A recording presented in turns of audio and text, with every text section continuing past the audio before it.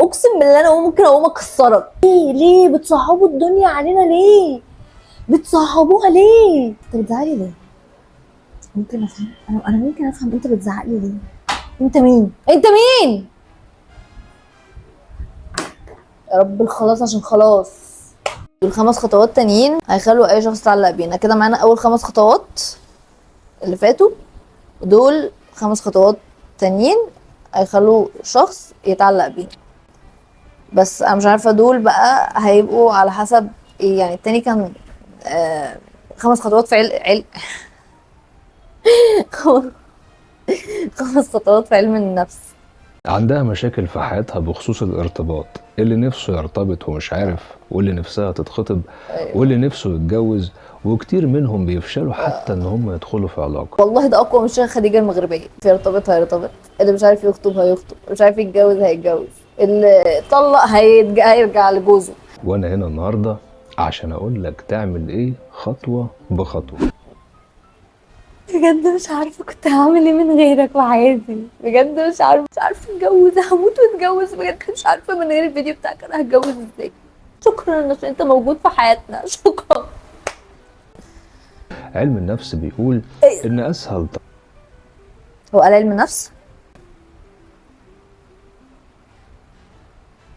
انا حاسة انا شاكة في امر علم النفس ده. طريقة تخلي اي شخص يتعلق بيك ويحبك هو انك تكون مميز في حياته، وعشان تكون مميز في حياته لازم تقدم له الحاجات اللي ما بيلاقيهاش مع اقرب الناس ليه. اول خطوه لازم تعملها حاجه بسيطه جدا، وهي انك تخليه يتكلم عن مشاكله وتسمع له كويس جدا وتتعاطف معاه. ما تحاولش تقدم له حلول، انت مش مطالب ابدا انك تحل مشاكله. كل اللي عايزه منك انك تسمع مشاكله كويس وتساله فيها، وكل ما قدرت تخليه يتكلم اكتر عن مشاكله كل ما هيحس انه مرتاح اكتر. ليه؟ لانك هنا خليته يفرغ الطاقه السلبيه اللي جواه، زائد كمان انه نفسيا وجودك بقى بالنسبه له مرتبط باحساسه بالراحه.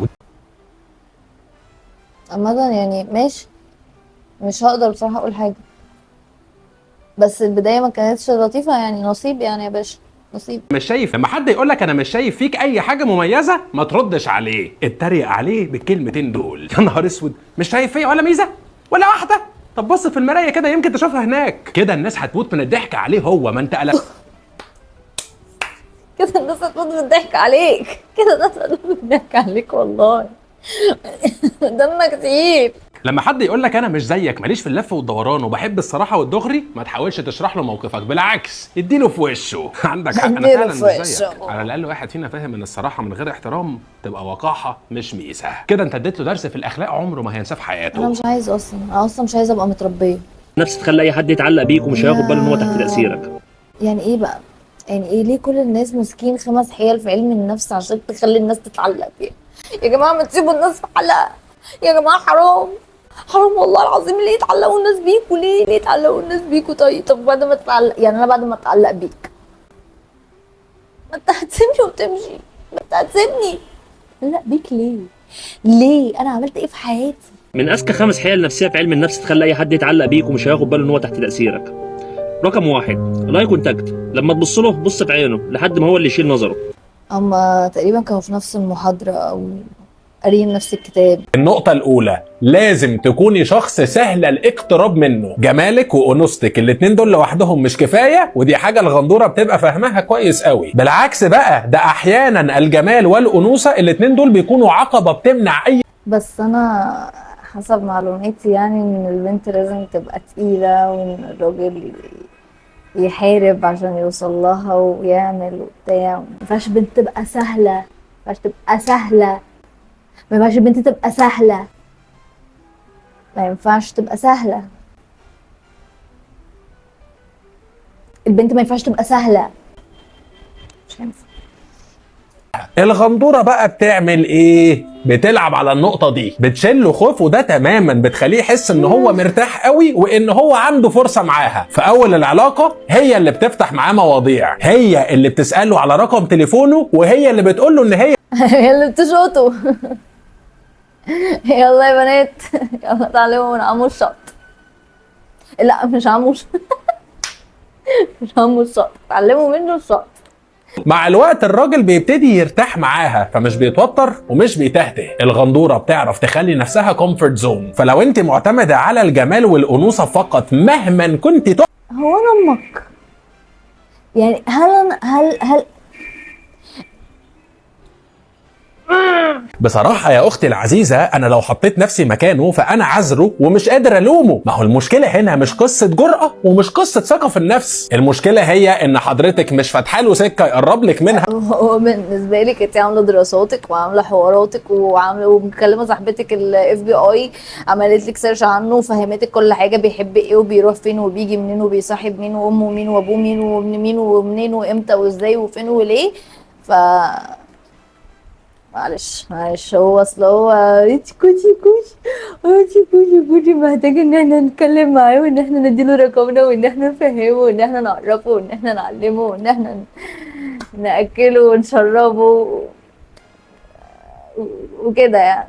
يعني اعتقد حضرتك يا سينيوريتا بتاخدي بالك من الموضوع ده على واتساب، يكون هو اللي باعت لك وهو اللي عايز يتكلم معاكي بس في نفس الوقت متهته ومش عارف يقول ايه. تبصي على الشات عنده تلاقيه اونلاين. ليه؟ مش هيعرف ليه؟ متعلمش الكلام وهو صغنن؟ وهو لسه كوتي لسه ما اتفطمش. هو لسه ما اتفطمش.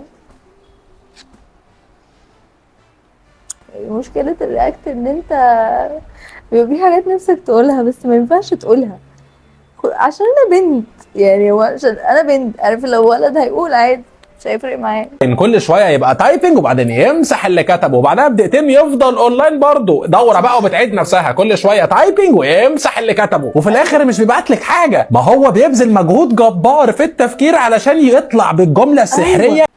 دورك انت مجنونه ولا ايه؟ انت اللي بتشتغلي وبتصرفي وبتروحي وبتيجي وبتعرفي وبتشوتي وبتصاحبي وبتعملي وبتاع. هو يا حبيبي لسه طالع للدنيا مش فاهم حاجه ومش عارف حاجه يا حبيبي. انت لازم ده دورك انت. فكك اللي يجي يقول لك بقى التقل ومش التقل والبنت لازم تبقى عزيزه وشريفه وخفيفه. لا مفيش الكلام ده. انت لازم تبقي سهله يا بنت، تبقي سهله يا بنت عشان تتجوزي بالاخر يا بنت.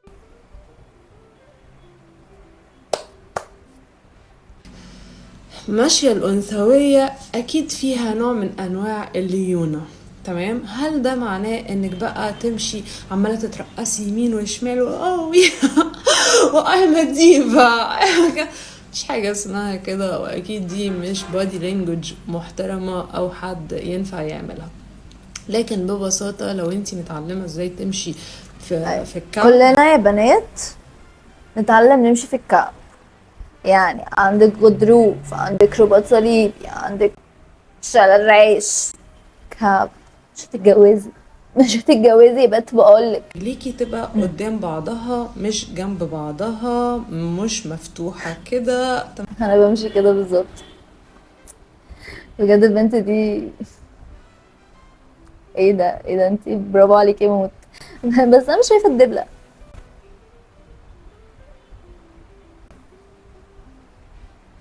شايفه الدبله الرجاله اللي كانوا بيمشوا وراكي في الشوارع، الدبله فين؟ اللي بتكلم فيها بتبقى خفيفة جدا وهادية جدا وبتوضح الفرق ما بين مشيتك وما بين مشية الراجل. انا بتوصفني.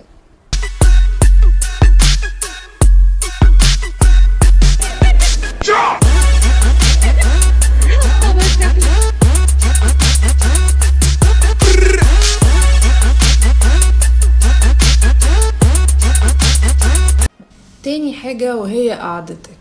طيب لو انتي قاعدة في مكان وفردة كده نفسك وعمالة تعملي،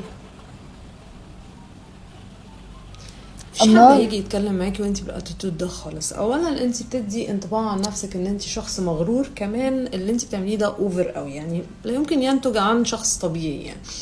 طيب لو انتي برضو قاعدة بشكل ستيف او شكل غريب شوية،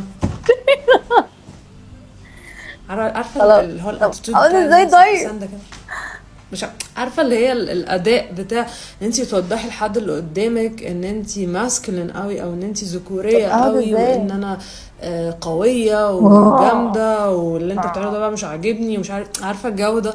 برضو انت بتقفلي الحد اللي قدامك لان هو يبدأ معاكي اي نوع من انواع الكلام، في حين ان في قاعدة كمان برضو مش لطيفة كنت بتكلم معاها فيها امبارح، وهي انك تبقى قاعدة ما ترتبيش يعني يعني ما تقتبيش.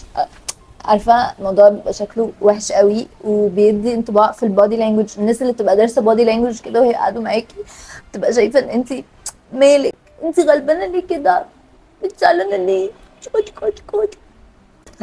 خلي بالك احنا اتعلمنا النهارده السيطره، ازاي تبقي مسيطره، تبصي في عينه، ما ينفعش ما تبقيش واثقه في نفسك، ازاي تبقي سهله ورخيصه ازاي، ولازم تبقي ما انا مش عارفه، لسه مش عارفه بصراحه. يعني انا عملت كده وعملت كده، ما الاتنين كانوا غلط. كده نكون وصلنا لاخر فيديو. لو عجبكم الفيديو اعملوا لي لايك وشير وسبسكرايب، قولوا لي في الكومنتات لو عايزين انزل لكم كواليس المونتاج بقى والتصوير والحاجات دي، عشان انا بتعب قوي، انا بتعب قوي وداني ضايق. لاي حد عايز يعمل لي اي حاجه ابعتوا لي وقولوا لي ووروني شغلكم. لو ما عندكم شغل قولوا لي اي حاجه، انا محتاجه مساعده قوي قوي قوي قوي. انا تعبت نفسيا وصحيا وجسديا، خلاص انا مش قادره. وبحبكم، اشوفكم في الفيديو الجاي.